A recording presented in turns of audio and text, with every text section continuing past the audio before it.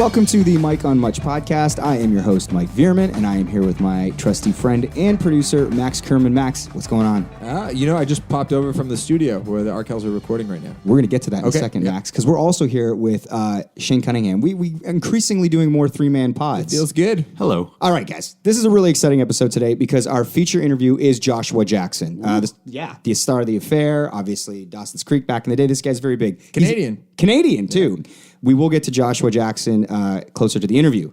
Before then, Max, you just came from the studio. Yeah, we're recording right now. It's really fun. We're working away on our record. The producer for these batch of songs is this guy, Joe Chiccarelli. He's sort of a famous producer. And we knew his work. He had done a Strokes record. He did a My Morning Jacket record. He did the Young the Giant record, like a bunch of bands. You said you worked with Elton John? Yeah. Well, here's the thing. Then we started doing the deep dive into his sort of discography, and he did an Elton John record. He mixed some U2 stuff. And so basically, I've sort of hijacked the whole recording session, just asking him stories. So I'm like, tell me about Beck. Tell me about Jack White. Tell me about Elton John. And he just has a story for every single guy. So he told a great story about Elton John. Elton John's been recording with the same band since the 70s, and they told him that every single Elton John song, including all the hits, took under 45 minutes to write in the studio. Wow. So Elton John shows up in the studio in the morning at around 10 a.m. Bernie Taupin, who writes the lyrics, shows up too, hands him a big binder, which is basically just like a menu of lyrics. Elton John sitting at the piano, leafing through like each basically poem, I guess at this point, finds something, okay, cool, knocks out a song in 40 minutes. That's the way every single Elton John song since the 70s has been written. And they have the guitar player has like sort of a long-standing joke with Elton that they're working on Yellow Brick Road, that record. Yeah. And Elton John showing him a song that turns out to be Daniel, or like one of the hits. So I might be getting the names wrong. And he says, "Oh, boss, that's a great song. Oh, good work. Do you want to get some lunch?" And Elton says, "No, I think I'm feeling creative. You go get some food." So he goes to the kitchen, the guitar player, makes himself a ham sandwich, comes back. Elton goes, "Oh, check this out." And it's boom, boom, boom, boom, it's Benny and the Jets. Yeah. So the joke in the Elton John band is the song as good as a ham sandwich? Which is a pretty cool, anyway, it's basically just being around like a VH1 behind the music session. Hey, man, it's the circle of life. Awesome. Yeah, it's very cool. It's an Elton John song. What was the song called? Circle of Life from Lion King. Oh, okay. Yeah. That's a good joke. No, it is if you get it. Yeah. I just don't know a lot about it. Yeah. It's a good joke. Yeah, so that's exciting. You've been recording. And actually, for any sports fans listening, didn't you say the Leafs assistant GM came by your session today? Yeah, so it's pretty cool. So this sort of has to do with Shane. So Shannon Dubas is the wife of Kyle Dubas, who's the assistant GM of the Toronto Maple Leafs. And Kyle's a year older than me. He's like 30 years old. And Shannon got in touch with the band asking if we could play his birthday party like last week. We couldn't do it because we were on a bachelor trip in Montreal. That's why we couldn't do it. But we invited them to come by the studio. So it was really fun. They couldn't be nicer. And I felt like we had a lot in common with them. And Shannon knows you, Shane, from your childhood. So you guys are basically cousins or something. We went to Florida together. I don't know. It's like my stepmom's best friend's daughter. Okay. That's the connection. But you kind of just say you're cousins at that point. I actually cast her in a short film. Really? Yeah, she's deathly afraid of snakes. I didn't know that because in the short film she has to wear a snake around her neck. So this is kind of like she did that favor for me, and then 10 years later, she asked for the favor to be returned to help her husband out on his 30th. Yeah, and we kind of came through. And then she said if I did that, I'd be able to get tickets to a game maybe or something. Well, I was really rooting for this to happen. Well, this is the thing. I think we're still good with the tickets. As they were leaving, if you need any tickets for any Leafs games. Yeah, you are. No, she speaks fondly of you, Shane. I think it'll be fine. What'd she say about me? She said your dad's crazy. Oh. She said, "Oh, Shane's right, I'm in." She said, "Oh, Shane's dad's a wild man." And my dad actually set them up. That's the reason they're together. Really? Yes. Oh, wow. There you go. Through a newspaper clipping. What? He got promoted to this a big hockey job. Not the Leafs. No, he was working with the Sault Ste. Marie Greyhounds, and he's the GM. He was 22 or something. Yeah, so he kind of made headlines. So my dad anonymously cut this out, kind of like a serial killer. He is actually a crazy dad, the more I think about it. And he mailed it to them. but without just the clipping. Just the clipping, and because they both went to Brock, the University of Brock. Well, they dated years ago, but they'd been broken up for a few years. So my dad found a clipping, remembering Shannon's old ex-boyfriend, and is like, hey, I'm just going to send him the newspaper clipping and see what happens. Turns out she ends up contacting him through the clipping, like rekindle some sort of meeting. And now they're married. They're married. Crazy. Oh, are we going to acknowledge like all this love stuff's good, but Scott Weiland died? Yeah.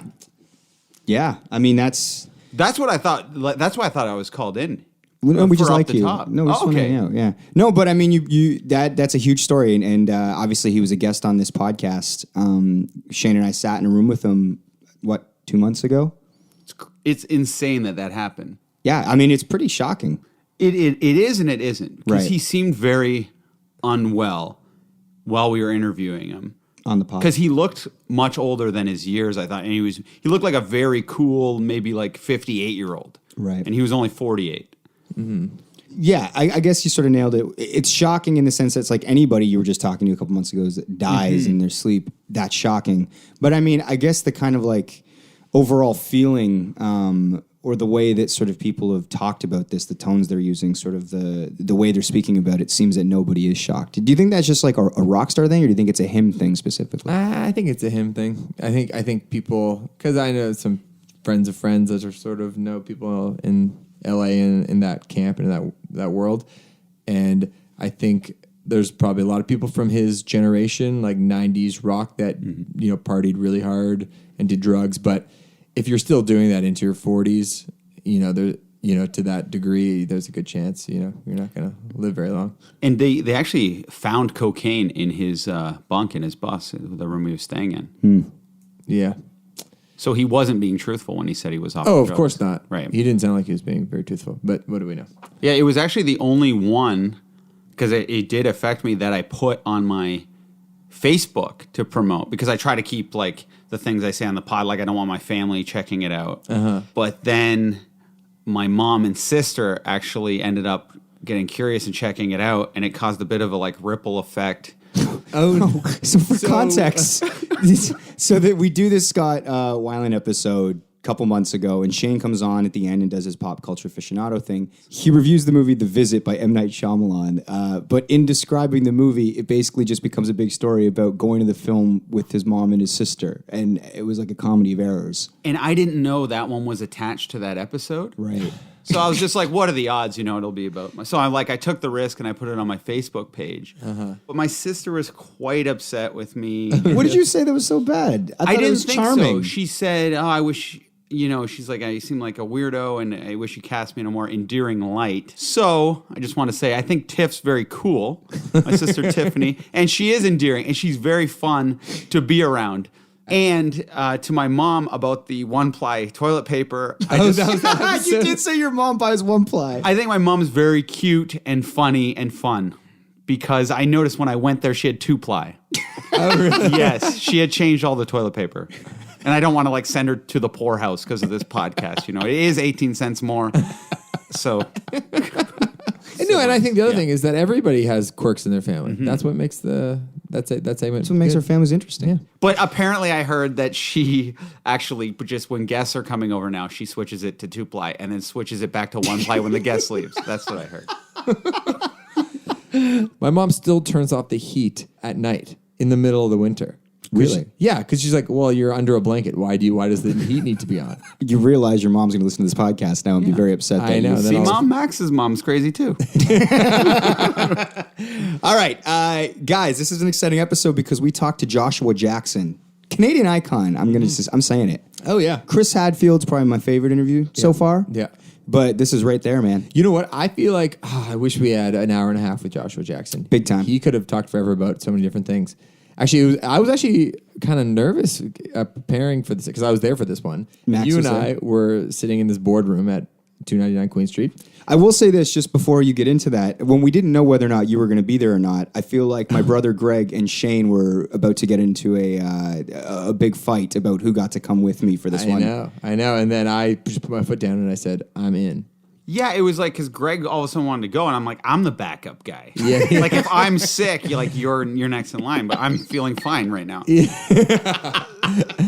So yeah, and then I got at the 13th hour or whatever, like midnight. You texted me. Or that's when I got the text at least. It's like, yo, dude, I feel like it's been too long since I've sat in. I got this one. I got this interview. Yeah. And actually, to be honest, though, I think Greg just didn't want you to have the satisfaction because Greg said to me, he said, I think you should be there. Why are you letting Shane do the interview? Fucking Greg. He was like, you're the producer. Shane's not the producer. You should do the interview. You're going to cause a major rift between Greg and Shane right now, Max. My friends are trying to tear me apart. I don't like that. So we're saying this board. You were saying you're nervous. Saying I was nervous because he was supposed to be there, I don't know, 10:30, and it was like 10:37. So like there was tension building, and I felt in the room. I was trying to play it really cool. And then publicist who was there waiting for Joshua Jackson with us goes, oh, he's here. When we talked about this podcast, when we conceived of it, the whole thing was we want to have conversations like literally you're sitting at a pub and talking to somebody and saying like, how do you do what you do? Yeah, where were you at when this was happening to you? What were you thinking? Where was your head at? Those kind of conversations, you can't always have them. It always depends on the mood of the room, how much time someone's going to give you. But I felt like Josh Jackson, like you said, he's somebody that you wish you had an hour to talk to. You kind of like he was on Howard Stern. Jake Gyllenhaal was talking about how he almost got the role for Mighty Ducks. I like that you addressed that. Yes. It was a very good answer about Jake Gyllenhaal. That is the tease. You have to listen to an interview, which is going to happen right now. I'm Max. Josh. Mike. Mike. Yeah. Pleasure. Nice to meet you. Thanks for doing this. My pleasure. Yeah. How's it going? So far, so good. Yeah. Yeah. When did you get into town? Just last night. It's quick. yeah. Quick trip. Yeah. Where are you coming from? LA. Oh yeah. Yeah. Nice. LA, then down to New York, or down to actually Miami this weekend, of all things. Is there a press junket there? No, my better half used to be a model way back when, and one of the girls that she lived with in one of those model apartments is married to Jeff Gordon. Do you know the race car director? Oh yeah. And it's his final race, so he invited us to go down. So we're gonna go see the race. Crazy. That's awesome. Yeah, it's gonna be amazing. Yeah. Wow, and that's a big deal for Americans. It's Jeff Gordon's like yeah. I mean, Michael NASCAR Jordan. is like not my thing Right. really, but yeah, it's a very big deal. And when I was living in the Carolinas when I was younger, NASCAR's a big deal. Yeah. And not only is it his last race, but he's actually in contention to win the whole championship this year. So That's crazy. Yeah, we're going to start with The Affair. fire away. I've seen every episode. Okay, good. Yes, you're fantastic in it, by the way. Thank you. Your character is far more prominent this season than it was in season 1. It's true in every single way, but in the first season, just by design, the two characters outside of our main characters couldn't be that prominent because we only existed in their memories. So by virtue of giving him his own piece of the narrative, you bring the character to the forefront. But you also do something which is, for me, there's more interesting stuff to be played in the second season because you give the characters an interior life when you give them their own perspective.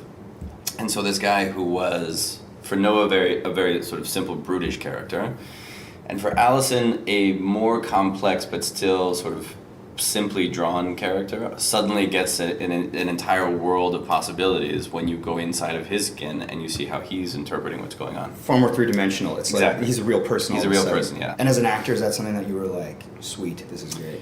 Well, yeah, it certainly provides. I mean, the quality of the writing in the first season is very good. So I was already pretty happy. Yeah. But for Cole in particular, the guy that we've seen all through season 1, and then when we meet him in his own perspective in the second episode of season 2, feels like a very different man, right? The place that we find him at the beginning of this year, after The Affair has come out, after he's lost the ranch, after his family has dissolved, is not the sort of the confident, strong man that we met in season 1. Even though he did some crazy things, he was always presented as this, as the reason why he was on a horse when we first met him. Right? Alpha male, yeah, exactly. Absolutely. And so we meet him, and he's just emptied out. And I thought that was a really interesting juxtaposition. And that, and he's a mess. He's a slave. He's got a beer belly, beards everywhere, and the hair is all great. Oh no, it's podcast. It's a podcast. I can actually talk. Swear away. Yeah. And so he, you get a chance to see that point counterpoint, and I think it really broadens the possibilities for who the character can be, and it also shines a light on what the central theme of the show, which is that each one of these people are telling their truth. There isn't an objective truth to be found in it. You just have to choose what you want to believe most. You mentioned, the writing obviously is very good. The show's been recognized with awards. On this podcast, we're always really kind of interested in the minutia of how like creative people do their work. Like, how do you get a role like this? How do you find out about it? Is it something where you get a script? Do they approach you? It comes, in this instance, it comes via script. So I had finished, I was like 6 or 7 months off of Fringe, and was honestly pretty burnt out at the end of that, because it was a pretty long run. We did 5.5 years. So that last season got a little crazy, I gotta say. The last season got a little crazy, and just 22 episode seasons are hard, right? Mm-hmm. They're just really difficult. So I was a little burnt out, and had intended to skip an entire year before even thinking about going back and working in TV. So that was the thought. And then there were 2 scripts that got sent to me, even though I asked for them not to be, over the course of that summer, that were the type of good that you can't say no to, right? So one of them was Fargo, which was excellent, and the other one was this. And got into the conversation with Sarah, and because there's not very much of the Cole character in that pilot episode, and got into the conversation like, what is this character? Because when you're doing a television series, it's not a film, right? So there's a whole other world of possibilities, and you need to know what you're getting into going forward. And then also, what is this show? Like, what the hell are you doing here? Yeah. And she's a very deeply intelligent and thoughtful woman, and the story that she spun out and what she desired, like what she wanted to be saying with the show, I found so interesting that it became one of those, even though, in theory, I wasn't looking to go back to work right away, it became one of those obvious choices. I mean, when you're supposed to be on a break, was there a party that's like, don't read it? Oh, sure, yeah. So what made you read it? I think a little bit of boredom, frankly. It was in middle of July probably, and they'd sent me the script and I had not read it, and then I found out that Dom and Ruth were in, and then I found out that Maura was in, and so suddenly it starts. Yeah, exactly. You're like, okay, so this looks pretty good, and then I read it, and it was one of those, and I had that moment of like, damn it, why did I do that? And even still was like, okay, but it's, there's an interesting character, but there's not a ton there, and that would be interesting, but I'm not sure that I want to do this over the course of potentially years of my life. And then I had that conversation with Sarah, and that was it. I was like, well, yeah. Going back a bit, you started acting at a very young age. Were you always drawn to film and television? I mean, is this something that... Well, I think the cart was sort of before the horse for me. I started so young that I'm not sure that I would give myself the credit to say that I was drawn to it. Like, had developed tastes? Yeah, exactly, because it was before I was at the age where you would make a conscious choice like that. Obviously, I would say now, looking back over the course of my life, it is self-evident that this is what I was drawn to, because I've stuck with it for so long now. But I think as a kid, it was just a avenue for expression, right? It just was fun. Something fun to do. Yeah. Was your mother a casting director? Yeah. Is that the deal? Okay, cool. Which is how I started, like, doing the even the not fun portions of it were fun for me, which is why she allowed me to keep on doing it. Like, in the beginning, it was like having a paper route, right? Single mother, 2 kids, so being an extra or a stand-in on the weekend was like a safe environment to have your kid in, bizarrely, where you could know where I was going to be, and I could make myself a little bit of pocket money, and that's literally how my career started, and I enjoyed it. It was fun to be on a set with adults and to like feel like you were part of something, and get access to a world that as a kid you're just not allowed to play with the adults. Do you know what I mean? Absolutely. And then it became about performance, and then 30 years passed. You're there. So I guess for like a lot, I mean, I talk to actors and I'll be like, was there a moment when you got the call for that big movie? So obviously, like, Mighty Ducks is this massive sort of Disney film, and for some people they'll get that call and it's like, you got the lead. Right. It's like, hurrah. For you, was it sort of just the development where it's like that felt like a natural progression because you'd been around sets? No, that was a really big deal. Like, that was I had just started my first year of high school, so I was a couple months in, maybe, Like into Kitsilano? 8th grade. No, I went to Ideal Mini School first. Okay. And then I actually got thrown out for doing those movies. It was a school, like, it was a public school, but you had to apply to it, right? We have these, I don't know if you do, in Vancouver, yeah, I don't know if you do them here, but they're like these little satellite schools, and that was the arts satellite school. Got you. So I had applied to this thing, gotten in, and then left for half of my first year, and then went and did another movie for the first portion of my second year, and which I thought was what you were supposed to be doing at the art school, but they were like, nope, you gotta go. Yeah, you're actually doing the arts. Yeah. So when you got it, like, I mean, do you remember the feeling? Like, did it feel like things were going to change? I think this might I might have polished this story over time. Memory is faulty, but I think I remember sitting. You had to do a charity drive for the school to raise money for it, and I believe I was sitting on a chair, like, cold calling local businesses in Vancouver to give $50 to the Christmas pageant for Ideal Mini School when my mom called me and was like, "Are you sitting down? Because I've got great news. You're going to be in a movie." Okay. Wow. And then that's that. Well, and then lots of things happen after that, but I think I may have actually even fallen out of the chair. I think I understood at that point that something big had just changed in my life, right? Mm-hmm. And it was something that I was, working at hard enough that did feel like an accomplishment. And yet I would say at that age, I was still so far, like, years and years before anything that started to approach performance, right? It was just a completely natural thing. I was just a kid. And then we got down there, and actually probably one of the best things that could have happened to me in my career was that Emilio Estevez was in those movies, because he is a very decent human being, and B, has been doing it for a very, very long time. And so took on, for anybody who wanted to listen, took on that mentorship place of, Wow. because we were just, all of us, kids. There was a couple of professional actor kids in there, but most of us were just kids. You don't even know what you don't know.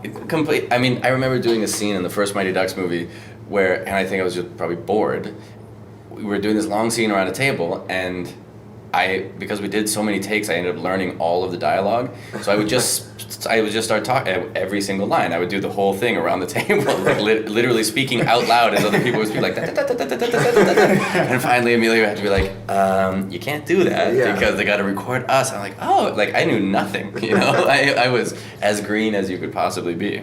I actually heard on Stern, I don't know if you heard this, Jake Gyllenhaal had mentioned that he'd turned down the Mighty Ducks role. I don't even know if that would have been his role, but told me that. I think he's full of shit, but but okay. I guess the question would be, I mean, well, because he would have been 9. right. And how old were you? I think he's grade 9. I think I'm old. Well, how old is Jake Gyllenhaal now? I think he's in his. Yeah, he's a little younger than me. Yeah. So maybe he's a liar. I don't want to call bullshit. Yeah. But I mean, I guess with that, I mean, being an actor is such a sort of, it's an unknowable sort of thing, I think, from year to year, from week to week even. How much of a role do you think circumstance and luck plays in, like, overall success for anyone in your line of work? A huge amount. Like, is it more than people would like to sort of acknowledge? Because that's scary, right? It's something out of your control. Well, yeah. I mean, so much of it. I mean, look. Let's use Gyllenhaal as actually a really good example. So wherever his career actually did start, whether it was with turning down Mighty Ducks or not, but the first couple steps that he had to take are all circumstance, right? I mean, he and I are of the same age cohort, so we've been auditioning against each other for years and years and years, and I guess I'm right in between him and Leonardo DiCaprio. So there's another guy like. At the beginning, I'm sitting there at those tables too, right? And it just takes that one thing. But then it takes, and Gyllenhaal has done an amazing job of this, then it takes being a really conscientious, sort of like long-thinking actor to get yourself in front of the right material, to work with the right people, to get yourself, to have enough, to be precious enough about your own abilities, to hold out for working with the right directors and things like that. And I think he's done an amazing job of that over the course, because he could have just been any number of the other guys who have come and gone over the course of the last 15, 20 years. But instead he continually pushes into, interesting character work with interesting directors on often very difficult things. Not that every single one of them works, but that's the way to maintain over time and to take a little bit of control back. When you're taking a look at the landscape around you, do you ever see like another actor you go, oh, that guy should have done that and done that? Is that Sure. something? Well, I look back in my own life. I mean, there are you know, I don't have to point any fingers to look at a couple of the films that I've done. I'm like, maybe. Yeah.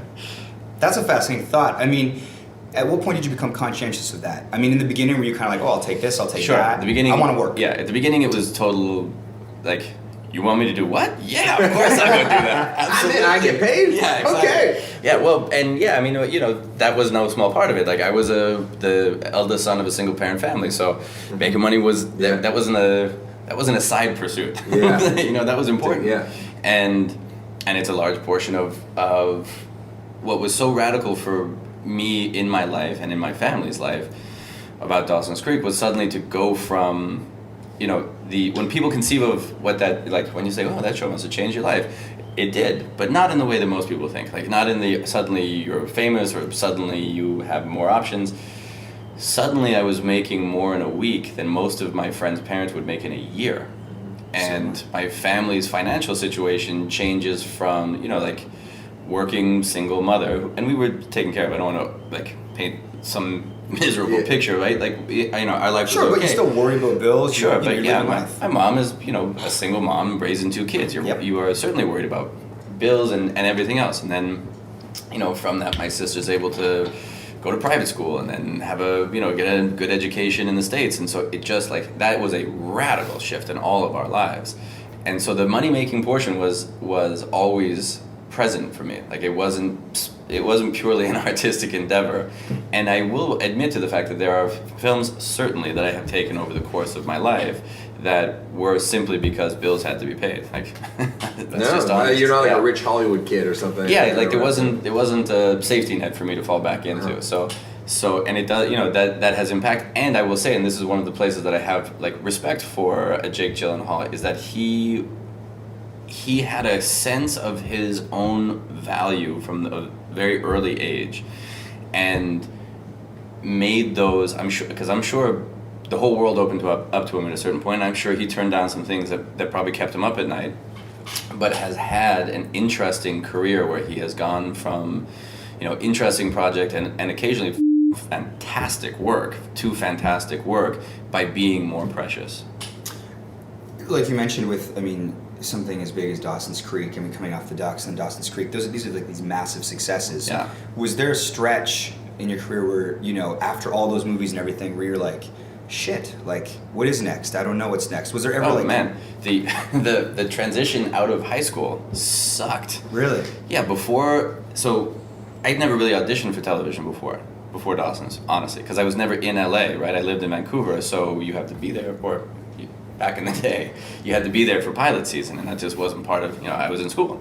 So the reason I was there for that pilot season was for a movie that actually got delayed by a year. This movie called Apt Pupil. Oh, yeah. And I was a pain in the ass teenager, so I got kicked out of my house. I was living on my own. The Mighty Ducks movies were behind me, and I went through the first like long stretch of no work. Right. So was, you know, not cute broke, like broke. No, Legitimately. like legitimately tits up broke. and then, you know, and people got pushed. Like, this was the thing that I was really counting on to carry me through the summer.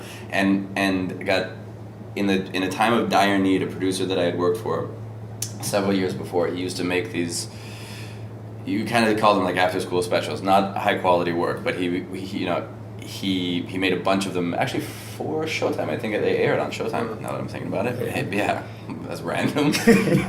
And in a time of real dire need, went to him and was like, I need a job. Like, but I need a job like right now. I just was in that desperate place where I was like, you know, I'm a high school drop. I can't even get a job at Rogers Video. One of the most depressing moments of my entire life was trying to get it. Like, and they were like, "Sorry, you don't have a high school diploma. You can't work here." Yeah, yeah. Wow. Yeah. This is after Mighty Ducks. Yeah, yeah. Because I got kicked out of high school, and then I got kicked out of my school, and I got kicked out of my house. So, you know, I was putting the nails in the coffin for my youth. And then from as an actor stand, like I went from being a cute little kid to being a totally gangly, young dude. But my voice had Awkward stretch. like that weird phase that we all go through. So yeah, there was absolutely a couple of moments in my career. I had the financial wherewithal after Dawson's to actually take stock with the next time I had that transition. But that transition between like 17 and 19 was pretty tough. Man. Well, I guess lastly, since we got to wrap this thing up, do you see yourself acting into old age? Is there other things you'd like to do? Well, the answer is yes to both, because you can do both, right? That there are plenty of other things that interest me, and plenty of other things even inside this industry that I would like to do. And there have What are those things? At a certain point, if I found a piece of material, I would love to direct something, right? I'd like to put all of the things that I've learned over the course of these 25 years and see if I have anything interesting to say as a director, right?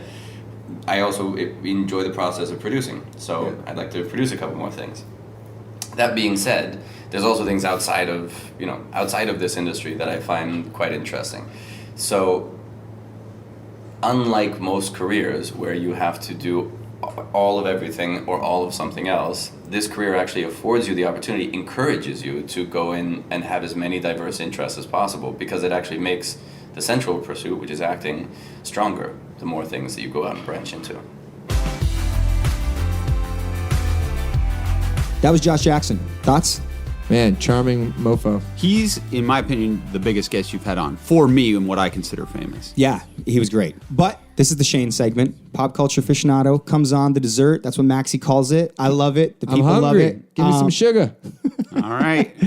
Shane, comes. what have you been doing? What have you been watching? What have you been listening to? Okay, so we were supposed to have a rap battle. That's basically anything we say we're going to do. The previous week, we never do. That's our new theme, I realized. But we're consistent at that. Yeah. Then we said we were going to see The Night Before. As a group? As a group. Oh, yeah. So got all our friends together to, drink and see The Night Before. We didn't see The Night Before, so I was kind of at a loss of what to talk about. Uh-huh. But then I actually watched something. I actually did something kind of pop culture related for once. I watched the SNL with Ryan Gosling. Oh, I watched this as well. I PVR'd and I watched it yesterday. It was I found it, did you watch it? I Max? missed it. I will watch it, though. Because, Gosling, I thought it was overall a good episode. I find if you have one or two good sketches in the whole hour that get me laughing, I consider it a pretty good one. Yeah. But when he came out, he was so nervous. Yeah. It really kind of like put me in his position, so I kind of liked it. I was You're talking like, about for the monologue. for the monologue, it was the most nervous I'd ever seen a host. Really? They brought out Mike Myers, basically do the heavy lifting. So Mike Myers comes out in a Leafs jersey, and it's the whole monologue is about Canada. He's shaking. Wow. He f***s up saying Saturday Night Live. He calls it Fatterday Night. He goes, I can't even say Saturday Night. And it wasn't a bit? No, it threw him off right away. It was just him being himself. I thought he was fine in the sketches. Shane made the observation, like when he was kind of playing a character, which is probably what he feels more comfortable doing. Yeah. But when he came out just in during the monologue, and they had to sing a song, and he was Weird. Yeah, and he's bad at singing in unison, because you could tell. It felt like kind of a practice, which I found fascinating. I almost like seeing a f*** up better. And that I find endearing. Uh-huh. When someone's kind of screwing up, it humanizes them a bit. It's not like they're as professional as you might think. And people think Gosling's so cool and hunky. It was kind of cool to see him knock down a notch in front of my girlfriend who was watching it. I was like, he's not that cool, is he? Yeah, but his vulnerability probably only makes him more attractive. Yeah, he did seem cuter at that moment. But then one of the best skits I've seen in a good while was they had this, like, 3 people were abducted by aliens, and the 2 of them kind of have these magical experiences, like Ryan Gosling and Cecily Strong. They have these like crazy, like, oh yeah, I went to a higher place, man, and talking like that. And then Kate McKinnon just talks about how the aliens kind of just knocked her boobs around. And they kind of like went off protocol, like alien protocol, and basically sexually harassed her, and including with like an alien lookout to make sure the boss wasn't coming. Well, they fondled her tits. I think it was an instant classic.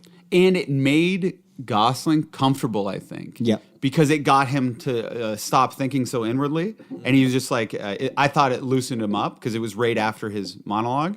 So it was good timing. But yeah, so I thought if we're going to review pop culture, yeah, I say that was a solid fascinating SNL episode to watch. Most people PVR it these days, and I suggest you get on that. But yeah, Max is leaving right now. It's very distracting mid-story, Max. All right, I gotta go. No, lean in, Max. Where are you going right now? Back to the studio. This is how we're wrapping up the pod. You actually got to go to the studio. This is Yeah, real I'm life, not telling guys. a story without you here. You're my laugh guy.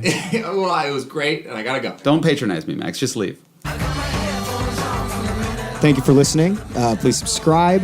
You can follow us at Mike on Much on Twitter and Instagram. All of the artwork for the Mike Much podcast is done by Jenna Gregory at jennasdoodles.com. I am your host, Mike Vierman. I'm still sitting here with Shane, unlike our producer, Max. Yeah, I'm about to leave too now. Oh, what? You're leaving me as well? Put my coat on. Okay. See you next week if we don't die on the weekend.